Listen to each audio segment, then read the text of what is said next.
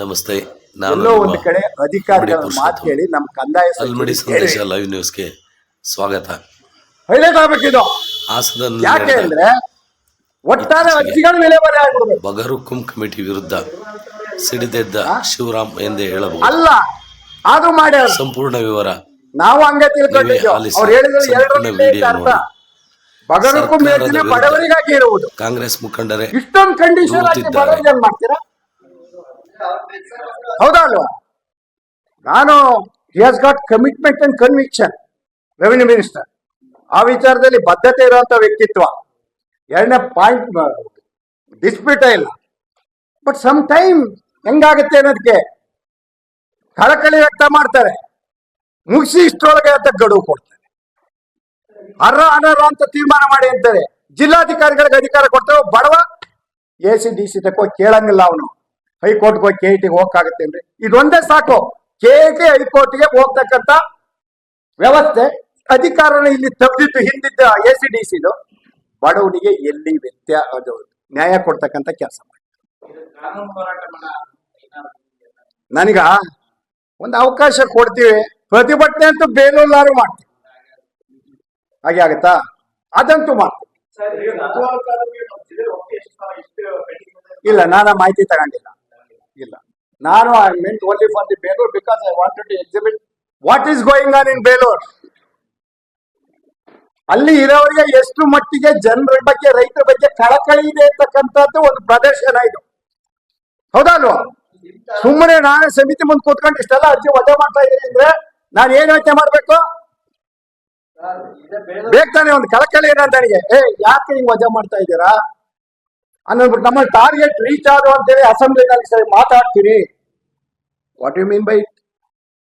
ಇನ್ನು ಅವ್ರಿಗೆ ಕಳಕಳಿ ಇದೆ ಅಂತ ಎಲ್ಲಿ ಹೇಳ್ತೀರ ನೀವು?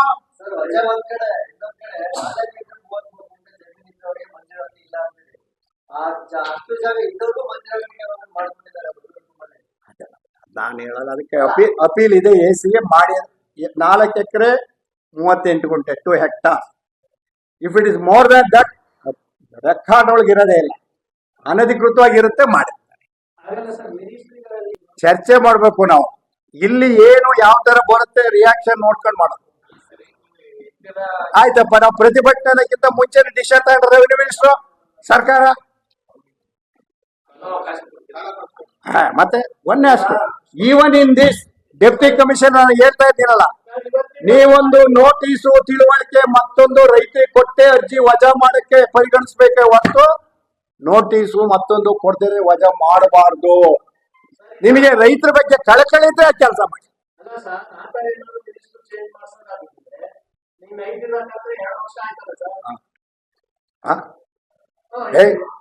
ಸರ್ಕಾರ ಆರ್ಡರ್ ಬಂದ್ಬಿಡಿ, ಅದು ಇಂಪ್ಲಿಮೆಂಟ್ ಆಗೋದ್ರ ಮೇಲೆ ಡಿಪೆಂಡ್ ಆಗುತ್ತೆ. ಆ ಪ್ರೋಗ್ರೆಸ್ ಇಲ್ಲ ಅಂತಲೇ ಮಿನಿಸ್ಟ್ರು ಬಹಳ ಸೀರಿಯಸ್ ಮೀಟಿಂಗ್ ಮಾಡಿ ಗಡುವು ಕೊಟ್ಟಿರೋದು.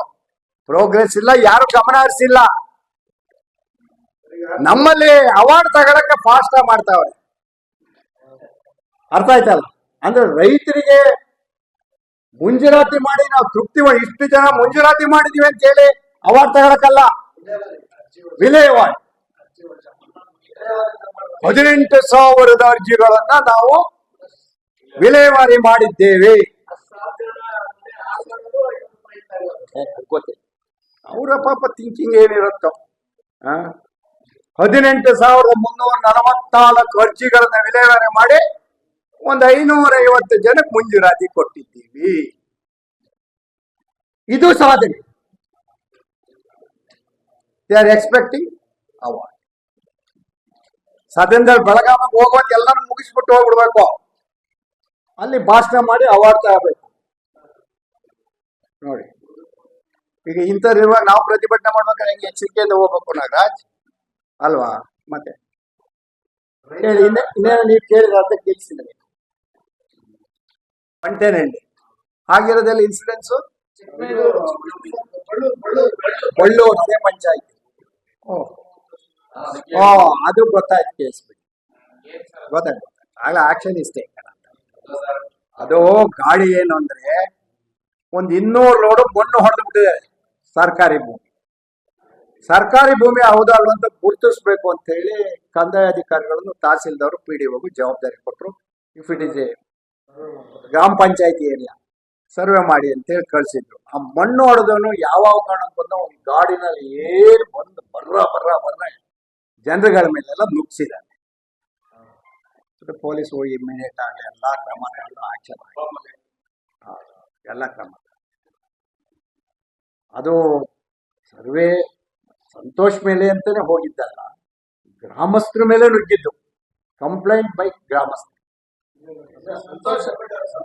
ಸಂತೋಷ ಅವರು ಕೊಟ್ಟರು, ಗ್ರಾಮಸ್ಥರು ಕೊಟ್ಟರು. ನಡೆದ ವಿದ್ಯಮಾನ ಎಲ್ಲ ಬಂತು ಬಿಡಿದ್ರು. ರೈತ ಸಂಘದ ಸ್ವಾಮಿಗಳು ಅದೇ ಊರು ಬಳ್ಳೂರು ಅವರೆಲ್ಲ ನುಗ್ಗಿದ್ರು. ಎಲ್ಲರೂ ಪ್ಯಾಸಿಫೈ ಮಾಡಿ ಫೋನೆಲ್ಲ ಎಲ್ಲ ಇದು ಮಾಡಿದ್ವಿ ಗೊತ್ತು. ಅಷ್ಟೇ ನಾ ಮುಗಿತಾ? ಬೇರೆದಿಲ್ಲ ಅಣ್ಣ. ಇವತ್ತು ಸಬ್ಜೆಕ್ಟ್ ಇದೇನಂತಂದ್ರೆ ಅವ್ರಿಗೆ ಭೂಮಿ ಇದೆ ಅಂತಕ್ಕಂತ ಒಂದು ದೃಢೀಕರಣಕ್ಕೆ ಅವ್ರಿಗೆ ಅವಕಾಶ ಕೊಟ್ಟು ಭೂಮಿನ ನೋಡ್ದೇನೆ ವಜಾ ಮಾಡಿಬಿಟ್ರೆ ಪರಿಸ್ಥಿತಿ ಏನು?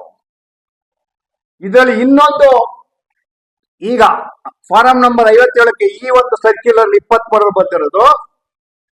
ಒಮ್ಮೆ 53ರಲ್ಲಿ ಮಂಜೂರಾತಿ ಆಗಿದ್ರೆ, ಫಾರಂ 50 ಮಂಜೂರಾತಿ ಆಗಿದ್ರೆ 53, 57 ಅರ್ಜಿಗಳನ್ನ ವಜಾ ಮಾಡೋದು. 53ರಲ್ಲಿ ಮಂಜೂರಾತಿ ಮಾಡಿದ್ರೆ 57ರ ಪರಿಗಣಿಸ ಹಾಗಿಲ್ಲ. 53ರಲ್ಲಿ ಒಮ್ಮೆ ಸ್ವಲ್ಪ ಭಾಗಶಃ ಮಂಜೂರಾಗಿದ್ರೆ ಉಳಿದಂಥದ್ದನ್ನ ಮತ್ತೆ ಪರಿಗಣಿಸ ಹಾಗಿಲ್ಲ. ಈ ತರ ಎಲ್ಲ ನಾನಾ ನಿರ್ಬಂಧನೆಗಳನ್ನ ಹಾಕೋದ್ರ ಮೂಲಕ ಅಧಿಕಾರಿಗಳಿಗೆ ಅಧಿಕಾರವನ್ನ ಕೊಟ್ಟು ಇವತ್ತು ಚುನಾಯಿತ ಪ್ರತಿನಿಧಿಗಳಿಗೆ ಸಮಸ್ಯೆನ ಬಗೆಹರಿಸ್ತಕ್ಕಂಥ ಅವಕಾಶ ಇಲ್ಲದೇನೆ ಜಿಲ್ಲಾಧಿಕಾರಿಗಳು ವಜಾ ಮಾಡ್ತಾರೆ. ಇದಾದ್ಮೇಲೆ ಹಿಂದೆ ಸಮಿತಿ ತಗೊಂಡಂತ ತೀರ್ಮಾನಕ್ಕೆ ಏನಾದ್ರು ನ್ಯೂನ್ಯತೆ ಇದ್ದರೆ AC/DC ಅಧಿಕಾರ ಇತ್ತು ಮೇಲ್ಮನವಿಗೆ. ಗೊತ್ತಾಯ್ತಲ್ಲ, AC/DC ಅವರಿಗೆ ಇತ್ತು ಮೇಲ್ಮನವಿಗೆ. ಈಗ ಜಿಲ್ಲಾಧಿಕಾರಿಗಳು ಒಮ್ಮೆ ವಜಾ ಮಾಡಿದ ಮೇಲೆ AC/DC ಅವರಿಗೆ ಇದ್ರಲ್ಲಿ ಅವಕಾಶವೇ ಇಲ್ಲ. ನೇರವಾಗಿ ಒಬ್ಬ ರೈತ ಅರ್ಧ ಎಕರೆ, 1 ಎಕರೆ, 2 ಎಕರೆ ಅವನಿಗೆ ಮುಂಜಾನೆ ಆಗ್ಲ ನಂಗೆ ಅನ್ಯಾಯ ಆಗಿದೆ ಅಂತ ಹೇಳ್ಬೇಕಾದ್ರೆ ಅವನು ಹೈಕೋರ್ಟ್ಗೆ, KATಗೆ ಹೋಗ್ಬೇಕು. ಇದು ಸಾಧ್ಯನಾ?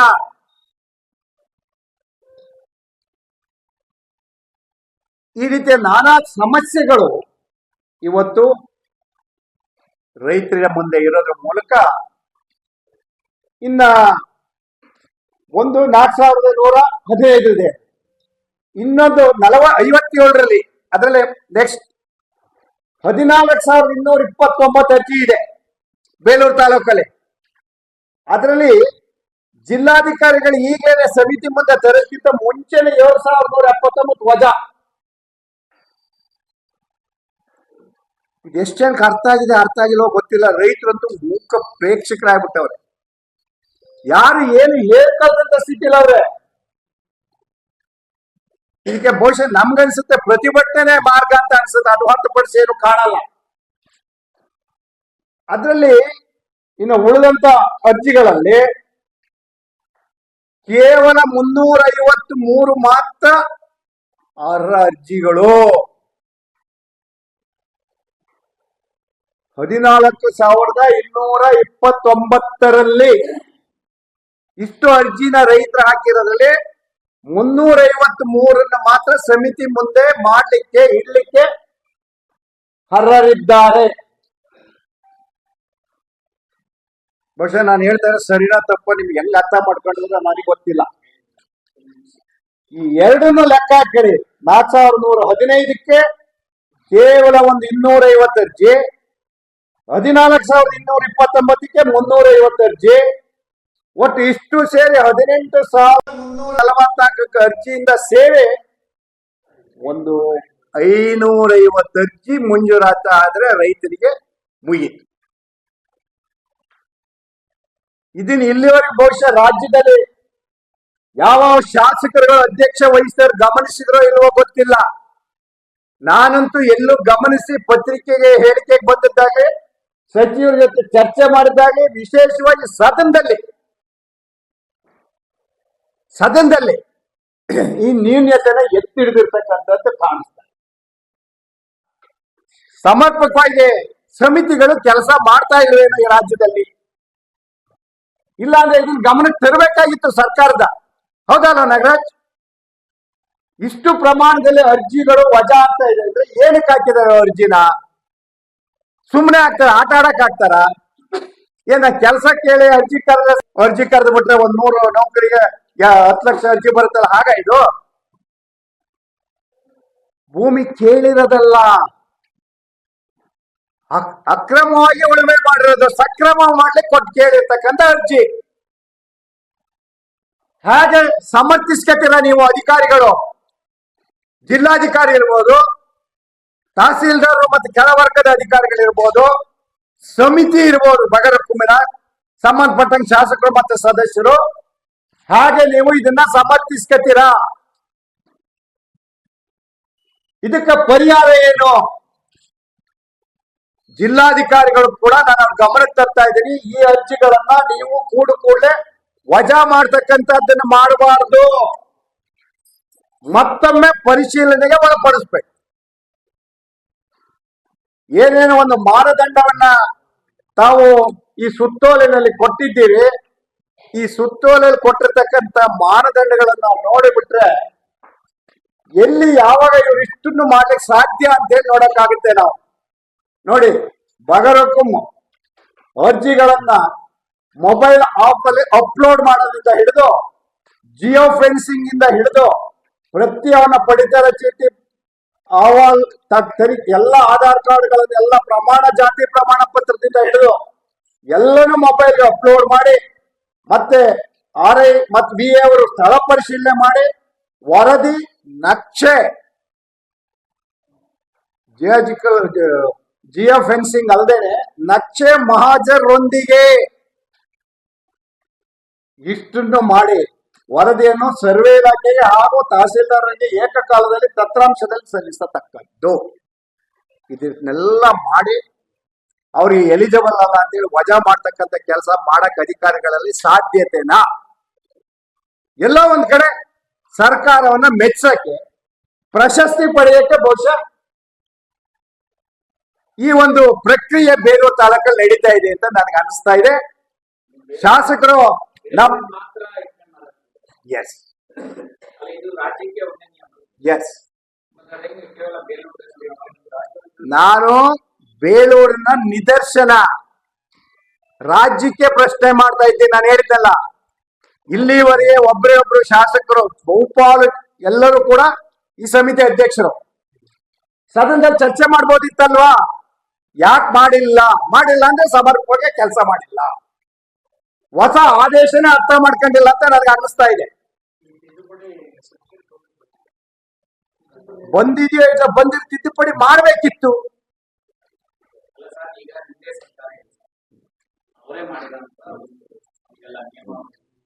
ಒಂದು ಕಡೆ ಸರ್ಕಾರ ವಿರುದ್ಧನೇ ಮಾತಾಡ್ತಾರೆ, ಯಾರಾದ್ರೂ ಮಾಡಿದರೆ ಅವ್ರ ವಿರುದ್ಧ ಮಾತಾಡ್ತಾರೆ. ನಿಮಗೆ ಗೊಂದಲ ಇದೆ.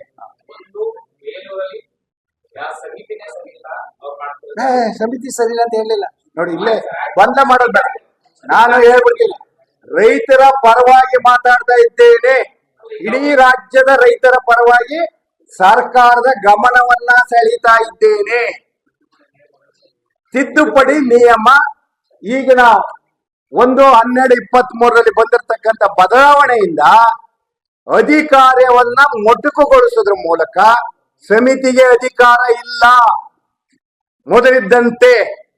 ಎರಡನೇದು, ನ್ಯೂನ್ಯತೆಯನ್ನು ಸರಿಪಡಿಸ್ತಕ್ಕಂಥದ್ದಕ್ಕೆ ACDC ಇದ್ದಂತ ಅಧಿಕಾರ ಈಗಿಲ್ಲ. ಅನರ್ಹ ಅರ್ಜಿಗಳು ಅಂತೇಳಿ ಅವರೇ ಪರಿಗಣಿಸಿ ಸಮಿತಿ ಮುಂದೆ ತರ್ತೇನೆ, ಜಿಲ್ಲಾಧಿಕಾರಿಗಳು ವಜಾ ಮಾಡ್ತಕ್ಕಂಥ ಅಧಿಕಾರ. ಏನಾದ್ರು ನ್ಯಾಯ ಕೇಳಬೇಕು ಅಂದ್ರೆ ಒಬ್ಬ ಸಾಮಾನ್ಯ ಸದಸ್ಯ ಅಲ್ಲ, ರೈತ KT ಹೈಕೋರ್ಟು. ಅದರಿಂದ ಎಷ್ಟು ಅನಾನುಕೂಲ. ಇದನ್ನ ಸರ್ಕಾರದ ಗಮನ ಸೆಳೀತಾ ಇದ್ದೀನಿ. ನಾನು ಬೇಲೂರು ವಿಚಾರ ಅಂಕಿ ಅಂಶಗಳನ್ನ ಕೊಡೋದ್ರ ಮೂಲಕ ಈ ವಿಚಾರವನ್ನ ಅವರು ಇಷ್ಟೊತ್ತಿಗೆ ಸದನದಲ್ಲೋ ಅಥವಾ ಬೇರೆ ಮಾರ್ಗದಲ್ಲೋ ಎತ್ತಿ ಹೇಳಬೇಕಿತ್ತು ಅಂತ ಹೇಳಿದ್ರೆ ಹೊರತು ವಿರೋಧ ಮಾಡಿ. ಯಾಕೆಂದ್ರೆ ನಮಗೂ ಪ್ಲಾಂಟರ್ಸ್ ಇದೆ, ನಾನೇ ಡಿಮ್ಯಾಂಡ್ ಮಾಡಿ ಸಿಎಂ ಹತ್ರ ಹೇಳ್ತೀನಿ ನೋಡಕ್ ಬಂದಾಗ ಮಿನಿಸ್ಟರ್ಸ್ಗೆಲ್ಲ ಮೊದಲು ನೀವು ಪೈಲಟ್ ಸ್ಕೀಮ್ ಮಾತ್ರ ಚಿಕ್ಕಮಂಗ್ಳೂರಿಗೆ ಮಾಡಿದ್ರೆ ಅದೇನು ವಿಶೇಷ, ಇಲ್ಲಿ ಬೆಳೆಗಾರರ ಕಾಫಿಗೆ ಏನಾದ್ರು ವ್ಯತ್ಯಾಸ ಇದೆಯಾ? ಇಲ್ಲಿಗೂ ಮಾಡಿ ಅಂತ ಒತ್ತಾಯ ಆದ್ಮೇಲೆ ಕೊನೆಗೆ ಎಲ್ಲರಿಗೂ ಮಾಡಿ ಅಲ್ರಿ ಮಾಡಿ. ಗೊತ್ತಾಗಿದೆ ಸರ್ಕಾರಕ್ಕೆ ಬಿಡ್ಸಕ್ ಆಗಲ್ಲ ಅಂತ. ಕಾಫಿ ಬೆಳೆಗಾರರು ಒತ್ತಡ ಬಿಡಿಸ್ತೀರೇನ್ರಿ? ಅದಕ್ಕೆ ತಾನೇ ಈಗ ಮಾಡಿರೋದಕ್ಕೆ ಅರ್ಜಿ ಹಾಕ್ತೀರಿ, ಇಷ್ಟು ಮಾಡ್ತೀವಿ ಅಂತ ಹೇಳೋದು ಅದೇ ತಾನೇ ಅರ್ಥ.